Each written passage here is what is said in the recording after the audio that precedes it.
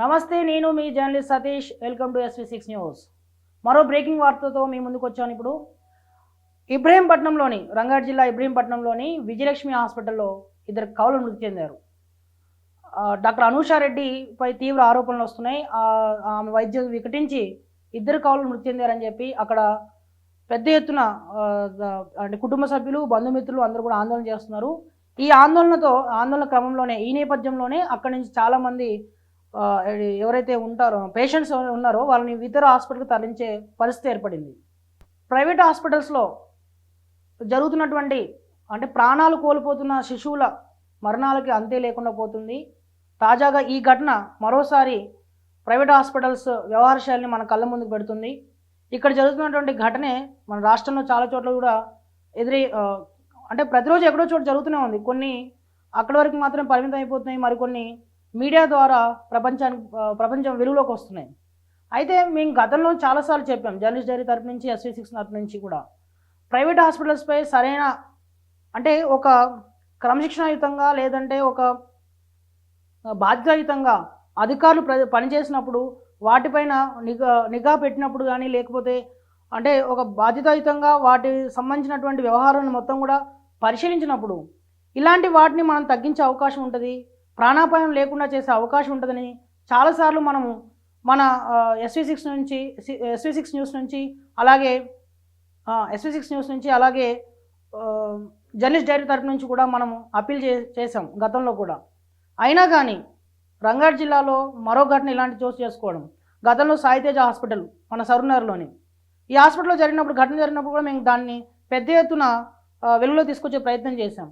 ఇది ఇలా ఉంటే ఈ ఘటనతో పాటు మనకి వనస్థలిపురంలో ఉన్నటువంటి అంటే బిఎన్ రెడ్డి వనస్థలిపురం ఈ సమీపంలో ఉన్నటువంటి పరిధిలో ఉన్నటువంటి హాస్పిటల్స్లో ముఖ్యంగా Neeladri hospital, Gayatri hospital, Vanasthali hospital, మరికొన్ని హాస్పిటల్స్ ఉన్నాయి.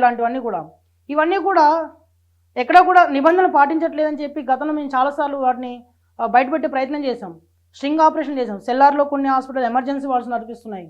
వీటన్నిటిపైన కూడా సరైన దృష్టి ఉండాలని, సరైన ఒక పర్యవేక్షణ ఉండాలని, తనిఖీలు నిర్వహించాలని పదే మేము విజ్ఞప్తి చేశాం. డిఎంహెచ్ఓ అలాగే వెంకటేశ్వరరావు గారు అలాగే కలెక్టర్ దృష్టి తీసుకెళ్లే ప్రయత్నం చేశాం. కలెక్టర్ దృష్టికి వెళ్ళినప్పుడు కూడా కలెక్టర్ గారు దీనిపై ఆదేశాలు ఇచ్చిన విషయం మనందరికీ తెలిసిన విషయమే. దీని ద్వారా ఇదే వేదికగా మన ఆ విషయాన్ని చాలా స్పష్టంగా చెప్పాం కూడా ఆ రోజు. అంటే SV6 న్యూస్ చేసినటువంటి కృషి ఫలితంగానే ఆ రోజు సి నారాయణ రెడ్డి కలెక్టర్ గారు దీనిపైన ఒక ఆదేశాలు ఇవ్వడం జరిగింది.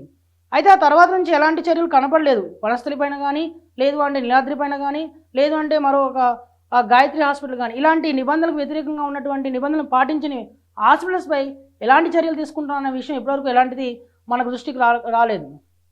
ఏదో నోటీసులు ఇచ్చాము, ఆదేశాలు జారీ చేసామని చెప్పుకోవడం తప్ప దానిపైన ఒక స్పష్టమైన ఆదేశాలు వచ్చిన విషయం అయితే ఇంతవరకు మన దృష్టికి అయితే రాలేదు. అంటే ఈ విధంగానే నిర్లక్ష్య ధోరణితో ఉంటే ఇంకెన్ని ప్రాణాలు పోతాయి అనే దానిపైన ప్రజల్లో ఆందోళన నెలకొంది. ప్రైవేట్ హాస్పిటల్స్కి వెళ్ళాలంటేనే భయం. ఒక రకంగా చెప్పాలంటే డబ్బులు ఎక్కువ గుంజుకుంటారని, వాళ్ళు అంతే డబ్బే వ్యాపారమే వాళ్ళకి ఉంటుంది.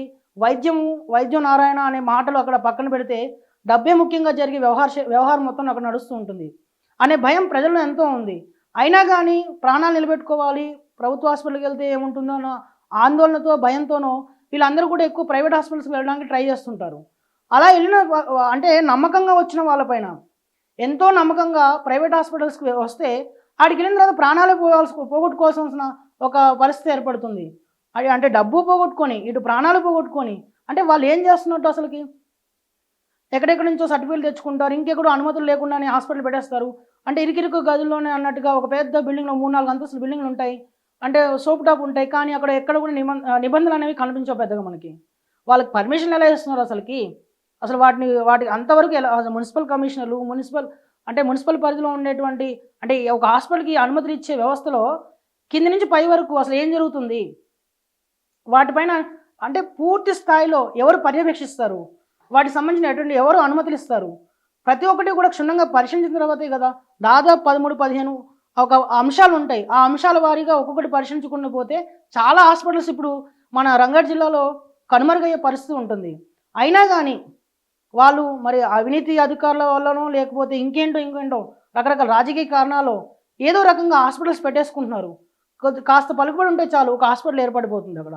అక్కడ ఉన్నటువంటి నకిలీ వైద్యులతోని, నకిలీ అంటే బీ ఫార్మసీ, డి ఫార్మసీ చేసే వాళ్ళని కూడా డాక్టర్ల పేరుతోని వైద్యం అందిస్తున్నారు. మరి కొన్ని చోట్లయితే ఆర్ఎంపీ డాక్టర్లు అవతారం ఎత్తుతున్నారు. ఆర్ఎంపీ వాళ్ళే డాక్టర్లు అవతారం ఎత్తి వాళ్ళు వైద్యం చేస్తున్నారు. అంటే పూర్తి స్థాయిలో ప్రక్షాళన జరిగేది ఎప్పుడు? ఎప్పుడైతే ప్రక్షాళన పూర్తి స్థాయిలో జరుగుతుందో అప్పుడే ఇలాంటి వైద్యం పైన అంటే ఇలాంటి ఆసుపత్రుల పైన కట్టడి ఆసుపత్రిని కట్టడి చేసే అవకాశం ఉంటుంది. మరి అలాంటి కట్టడి ఎప్పుడే వస్తుంది మనకి? అంటే మనుషుల ప్రాణాలు పోతూనే ఉంటాయి, కానీ ఇక్కడ కట్టడి అనేది ఉండదు. ఎవరో అంటే ఏదో ఒక ఛానల్ గట్టిగా దీని మీద మాట్లాడితే నిలదీస్తే మళ్ళీ అదొక హెచ్చరికలాగే ఉంటుంది. మళ్ళీ వాళ్ళని పైన అంటే వాళ్ళ ఛానల్ సంబంధించిన వ్యక్తుల పైన కానీ బెదిరింపులు కానీ అదొక అంటే ఒక సర్వసాధారణం అయిపోతుంది. ఎక్కడ కూడా హాస్పిటల్స్ని కట్టడి చేద్దాం, సామాన్యుల ప్రాణాలను కాపాడుదామన్న ఆలోచన ఎక్కడ కనబడుతుందో అర్థం కావట్లేదు. ఎక్కడో కొన్ని చోట్ల మనం తూతు మంత్రం చర్యలు తీసుకున్నారు, కానీ చాలా హాస్పిటల్స్ పైన మాత్రం ఎలాంటి చర్యలు లేవన్నది ఇప్పటికి కూడా మాకు అందుతున్న సమాచారం. చాలామంది మా దగ్గరకు వచ్చి మాట్లాడుతుంటారు, మాకు ఈ హాస్పిటల్ ఇలా ఎదురవుతున్న అనుభవం, పలానా హాస్పిటల్ ఇలా ఉన్న అనుభవం అంటారు. మేము ప్రతిసారి వార్తలు రాస్తూనే ఉన్నాం, కానీ ఎలాంటి చర్యలు కనబడట్లేదు. ఇప్పటికైనా అధికార యంత్రాంగం ఇప్పటికైనా దీనిపై పూర్తి స్థాయి దృష్టి పెడితే, సరైన చర్యలు తీసుకోగలిగితే, ఒక పర్యవేక్షణ అయితే ఉంటే కనుక ఎంతోమంది ప్రాణాలు కాపాడినట్టు అవుతాం. ఖచ్చితంగా మీరు అధికార యంత్రాంగం పూర్తి స్థాయిలో కదలాలి.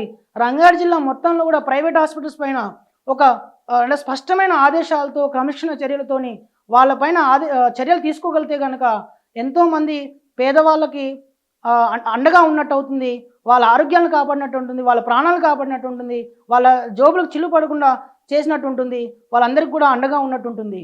ఈ విషయం పైన అధికారులు అందరూ కూడా దృష్టి పెడతారని డిఎంహెచ్ఓ గారిని అంటే పైనుంచి జిల్లా వైద్యాధికారులతో సహా అందరినీ కూడా ఎస్విసిస్ విజ్ఞప్తి చేస్తుంది. Thank you.